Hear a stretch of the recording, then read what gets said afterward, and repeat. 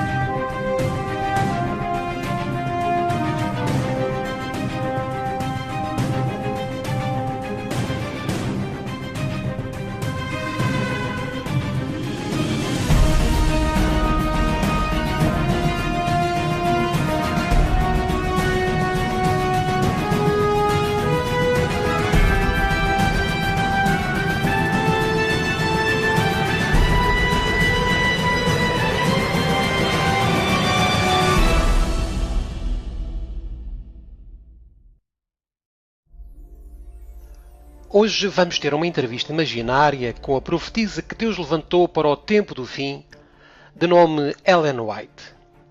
E vamos dialogar com ela acerca do papado. Como já vimos nas imagens anteriores, o que o papado está a fazer a nível político e como os governantes da nação mais poderosa do mundo se inclinam sob a sua presença. Sabemos que o papado tem vindo a tomar a proeminência em todas as questões políticas, religiosas, ambientais, na família, etc., a nível mundial. Ellen White, como profetisa, tem muito a dizer-nos. Vamos então falar com ela acerca do papado. Far-lhe-emos algumas perguntas e ela, amavelmente e com todo o Espírito de Cristo para edificar, vai apresentar o que Deus lhe mostrou. Senhora White, qual é a sua opinião geral sobre o papado? O papado é exatamente o que a profecia declarou que havia de ser, a apostasia dos últimos tempos. Mas eu entendo que a Igreja Católica também é uma Igreja cristã. O que você quer dizer com isto de apostasia? Deverá esta potência, cujo registro milenar se acha escrito com o sangue dos santos, ser hoje reconhecida como parte da Igreja de Cristo? Mas hoje em dia a Igreja Católica mudou. Porque eu não vejo o papado perseguindo e matando os cristãos como costumavam fazer antigamente. Refiro-me ao tempo registado na história quando a Igreja Católica matou mais de 68 milhões de cristãos. Houve uma mudança, mas esta não se verificou no papado. O catolicismo na verdade em muito se assemelha ao protestantismo que hoje existe, pois o protestantismo moderno muito se distancia daquele dos dias da Reforma. O tom pacífico usado por Roma nos Estados Unidos não implica mudança de coração. É tolerante onde é impotente, diz o bispo O'Connor. A liberdade religiosa é meramente suportada até que o contrário possa ser levado a efeito sem perigo para o mundo católico. O arcebispo de St. Louis, Estados Unidos, disse certa vez, a heresia e a incredulidade são crimes, e em países cristãos como a Itália e a Espanha, por exemplo, onde todo o povo é católico, e onde a religião católica é parte essencial da lei da nação, são elas punidas como os outros crimes. Você quer dizer que os protestantes do passado diferem dos de hoje em seu conceito sobre o papado? Houve tempo em que os protestantes davam alto valor à liberdade de consciência a tão elevado preço comprada, ensinavam os filhos a aborrecer o papado, e sustentavam que buscar harmonia com Roma seria deslealdade para com Deus. Mas quão diferentes são os sentimentos hoje expressos. Mas eu não entendo. Como é que os protestantes podem odiar o papado enquanto afirmam acreditar na Bíblia, que nos fala sobre o amor entre irmãos? Um estudo da Escritura Sagrada, feito com a oração, mostraria aos protestantes o verdadeiro caráter do papado, e os faria aborrecê-lo e evitá-lo. Começo a entender porque a Bíblia diz claramente em Apocalipse 19:20 que são os protestantes apóstatas, falso profeta, que enganarão as pessoas para receberem a marca da besta. A propósito, qual é a marca ou o sinal da besta? A mudança do sábado é um sinal, ou marca, da autoridade da Igreja Romana. Os que, compreendendo os reclamos do quarto mandamento, preferem observar o falso dia de repouso, em lugar do verdadeiro, estão com isso prestando homenagem à única autoridade que o ordena. O sinal da besta é o dia de repouso papal, aceito pelo mundo em substituição ao dia designado por Deus. Eu entendo que são os evangélicos e os católicos que guardam o domingo como dia de repouso. Quando você fala de apostasia, significa que a maioria daqueles que hoje guardam o sábado como ensina a Bíblia terminará guardando o domingo como manda o papado? Foi-me mostrada então uma multidão que o lulava em agonia. Estes são os que já guardaram o sábado e o abandonaram.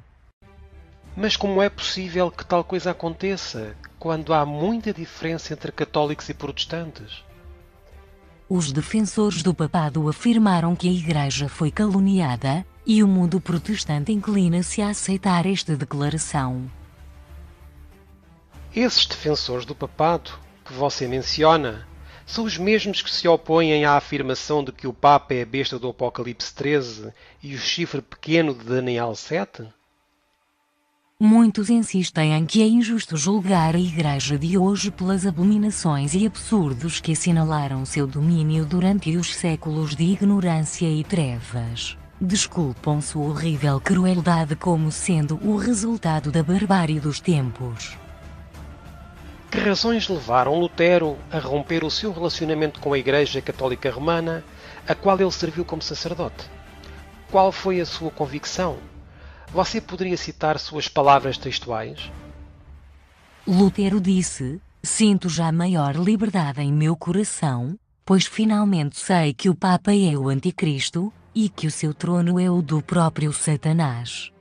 Oh, quanta dor me causou, posto que eu tivesse as Escrituras a meu lado, o justificar a mim mesmo que eu ousaria assumir atitude contra o Papa, e tê-lo na conta de Anticristo." Sra. White, você já nos deu a sua opinião sobre o papado. Poderia dar-nos agora a sua opinião particular sobre o Papa? Ao representante de Satanás, o Bispo de Roma. Mas eu li em seus livros, obras evangélicos e evangelismo, que não devemos dizer ou publicar uma frase contra personalidades, e que isso incita nossos inimigos contra nós. A menos que isso seja positivamente necessário para vindicar a verdade. Então, Sra. White, qual é a mensagem que devemos pregar para justificar a verdade? No próprio tempo em que vivemos, o Senhor chamou seu povo e encarregou de proclamar uma mensagem. Chamou-o para expor a maldade do homem do pecado, que fez da lei dominical um poder distintivo. Entendo então que não há maneira possível de evitar a perseguição. A propósito, É verdade que a Igreja Católica planeja usar novamente a tortura, o terror e o crime contra o povo de Deus? A palavra de Deus deu aviso do perigo iminente. Se este for desatendido, o mundo protestante saberá quais são realmente os propósitos de Roma, apenas quando for demasiado tarde para escapar da cilada. Ela está silenciosamente crescendo em poder. Suas doutrinas estão a exercer influência nas assembleias legislativas, nas igrejas e no coração dos homens. Está a erguer suas altaneiras e maciças estruturas, em cujos secretos recessos se repetiram as anteriores perseguições. Sorrateiramente, e sem despertar suspeitas, está aumentando suas forças para realizar seus objetivos ao chegar o tempo de dar o golpe. Tudo o que deseja é a oportunidade, e esta já lhe está sendo dada. Logo veremos e sentiremos qual é o propósito do romanismo. Quem quer que creia na palavra de Deus e a ela obedeça, incorrerá, por esse motivo, em censura e perseguição. Finalmente, Sra. White, porque a grande maioria dos religiosos de hoje se opõe às denúncias que você faz do papado e afirma que isso não é ter amor?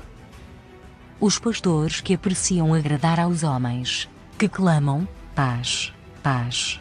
Quando Deus não falou de paz, bem deviam humilhar o coração perante Deus, pedindo perdão por sua insinceridade e falta de coragem moral. Não é por amor ao próximo que eles abrandam a mensagem que lhes é confiada, mas porque são indulgentes para consigo mesmos e amam a vida fácil.